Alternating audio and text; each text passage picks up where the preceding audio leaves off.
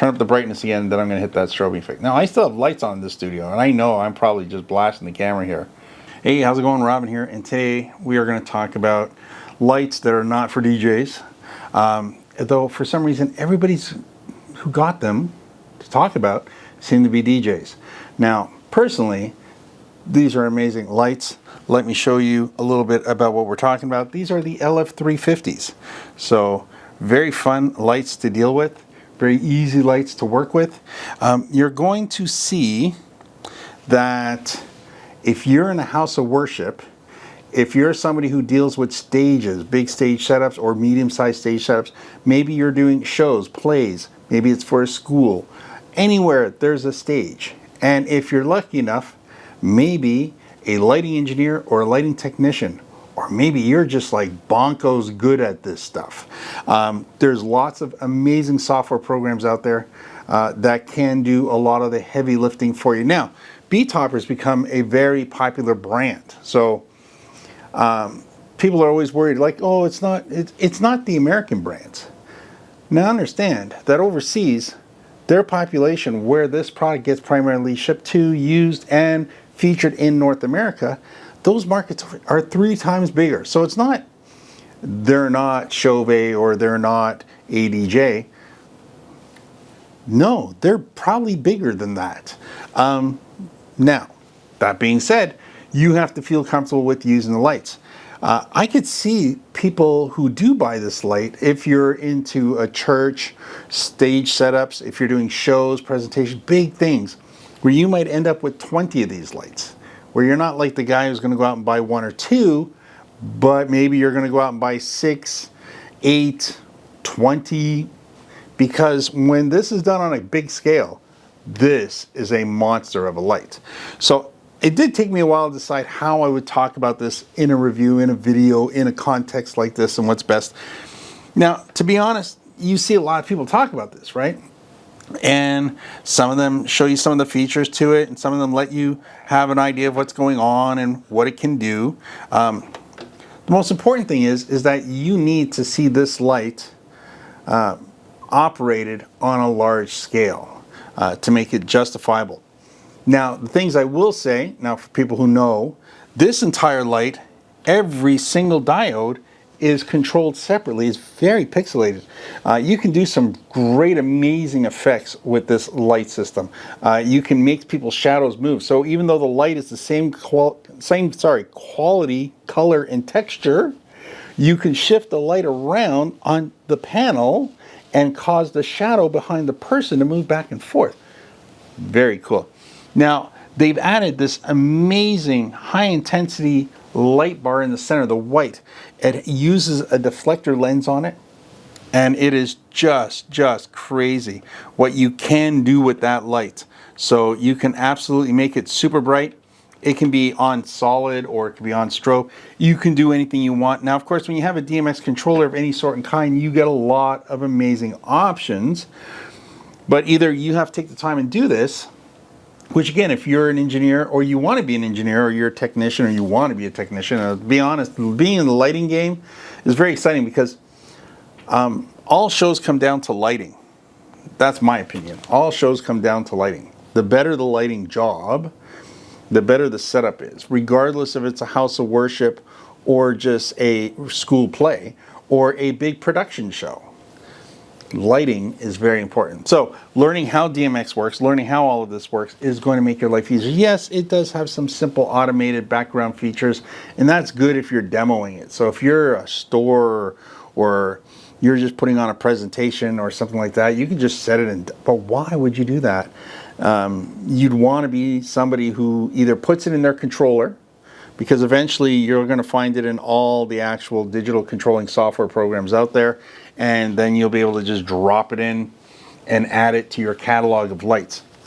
The manual is bonkers. I couldn't tell you how far this goes in showing you how much detail there is, but just to give you a relevance, 381 channels of controlling options. You can preset all kinds of macros and effects and everything, and then you can set them up internally as a scene in the actual unit and then play back those funky setup scenes by simply choosing the scene. You can pretty much skip things by making that. So if you want to make your own setup and scenes in the actual light fixtures, so pre-select what you want the light to funky do, and then save it as a scene, then you can use your DMX software controlling systems to pull back on that scene and create that effect. Because remember, I said it has lots of effects on it, so you can do all kinds of fun things with it. Now, by combining the scenes with the effects, with the programming capability, layering all that in, this becomes an endless possibility light fixture. Now again, maybe too much for DJing with, for weddings and stuff like that. But I mean, if you're on a level of an EDM show for 8,000 or 10,000 or even 5,000 people or more, you know, the number can grow from that. This would be a light you would build on. So the smaller the show, the smaller the number, but you can get away with having only a dozen of these and blow everybody's mind. I mean, I can strobe an entire field audience with this light, no problem, because it compensates with quantity. Now, I think Betopper did a wonderful idea coming up with the light. I just think they missed on execution on the who should be talking about it, because this really needs to be in the hands of people who are not prejudiced towards brands. That's very important. And in the hands of people who are really, really good at showing off the tricks of DMX and DMX controlling. My only recommendation to them is not to make the light better or worse or change the light at all, is just have a look at who's actually going to be buying it.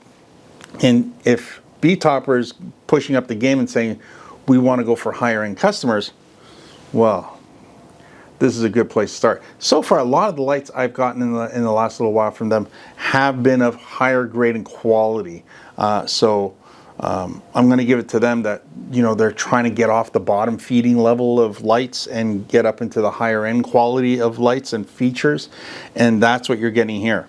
So if you're looking for something higher end and higher quality and higher featured, again, lots of people talk about it, lots of people show what it can do, and it can do some pretty funky things. I'm not shy to say what it can or can't do. But remember, it is very detailed, rich, with all the features in it. So if you're hoping that a light will do more, or you'll be able to handle it a lot easier, that's very important. Now, if you are somebody who's like seriously looking at buying multiples of these, and you're asking some of the tougher questions, which is how noisy it is. It's not that noisy. Comparable to what I've heard, it's good. Again, if you're in a small environment, it may sound noisy, but if you're in a larger environment, there's no background noise. The second light drags a little from the first light, but let me make this absolutely clear. It's fractional, but it's the cable that came free in the box. It's just not of good quality. It needs a cable that can transfer information very quickly with a very high ohms rating to it, which is why you can't use XLR cables and why it has to be specifically a DMX cable. An XLR cable may fit in the plug sometimes, but that's okay if you have a few. But what happens over time is if you don't have good good DMX cables, that you could end up with, if you're asking it to do an awful lot at the same time, so I'm giving it a lot of speed here on the moving back and forth, the second light will drag. But it's not dragging because there's anything wrong with the second light. It's dragging because it can't get the data through the cable. So this cable that I'm using that came free is the weakest link in this whole setup. But the amazing part is, some people are concerned about how well the digital tracking of the actual movement of the light is, so we don't want to lose the actual location of the lights. We don't want the lights to fall out of place. Now remember, this is very impressive that I can bring it back and forth. The lights act as one. I mean, the tilt and the angling, they're lined up all the time. So it may seem like a very sad thing to talk about, but if this is your business, that's very important. So good on them.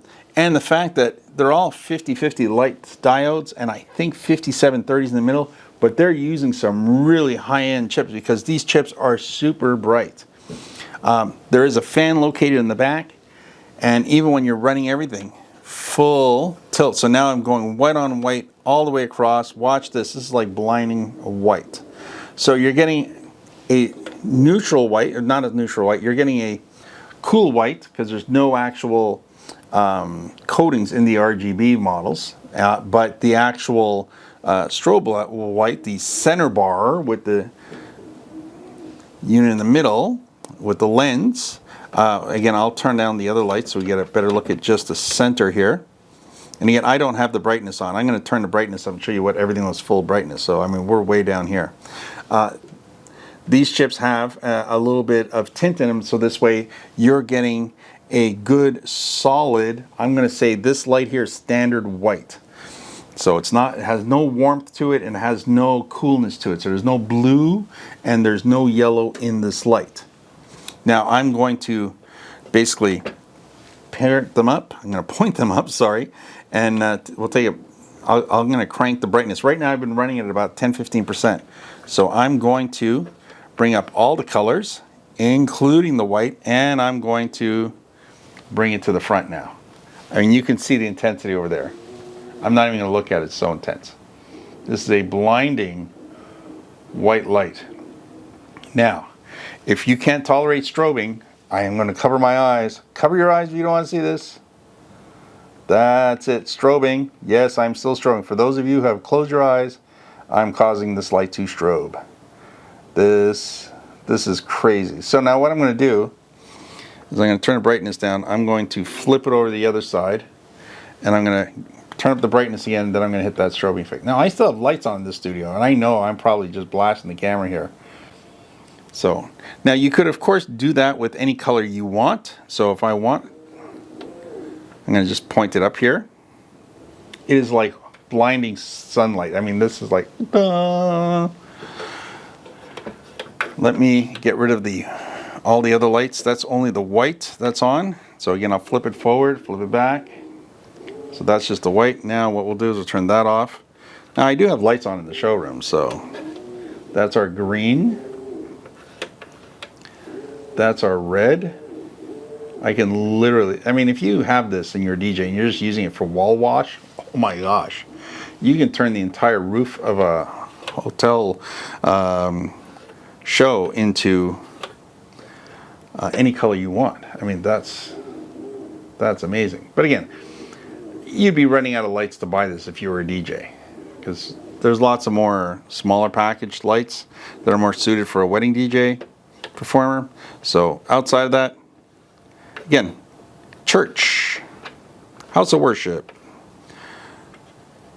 anything that has to do with stage, anything that has to do with plays, productions, or if you're doing live concert venue setups, if you're a technician and engineer in lighting and that's your business, you're not the sound guy, you're the lighting guy, you could take a look at this and you could be very, very impressed. Have a look down below at the links. I hope this video helped you out a bit in understanding where these lights fit in. Again, I'd like to thank Betopper for making this possible. And of course, being in Canada, they're available in Canada and in the US and lots of places all over the world. I'm going to have both links for Betopper and Amazon. Amazon link will get you anywhere in the world. That's important. Remember, these are the LF350s. For those of you keeping track, this is number 4. There's only 3 more product videos I'm going to be doing on this channel, and then I'm not going to be doing product videos like this anymore. So again, I'd like to thank them for not just this light, but for all the other lights that have been possible. So again, 3 more videos after this one. See you there. Thanks for watching. Bye for now.